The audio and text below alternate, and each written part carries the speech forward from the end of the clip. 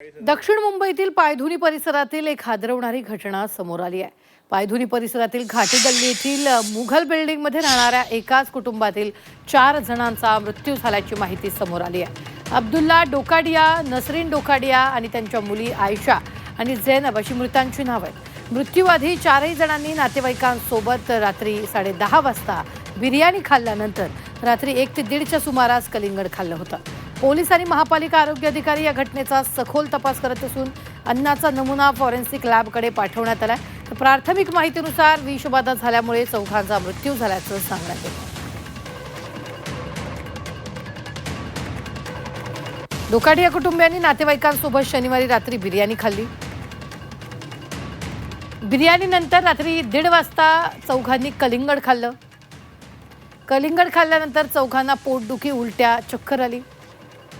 रविवारी चौघांची प्रकृती आणखी खालावली। डोकाडिया कुटुंबातील 2ही मुली बेशुद्धावस्थेत। चौघांनाही जे रुग्णालयात नेण्यात आलं। रुग्णालयात एकीला डॉक्टरांनी मृत घोषित केलं। काही तासांनी दुसऱ्या मुलीचाही मृत्यू झाला। काही वेळात पालकांचाही मृत्यू झाला।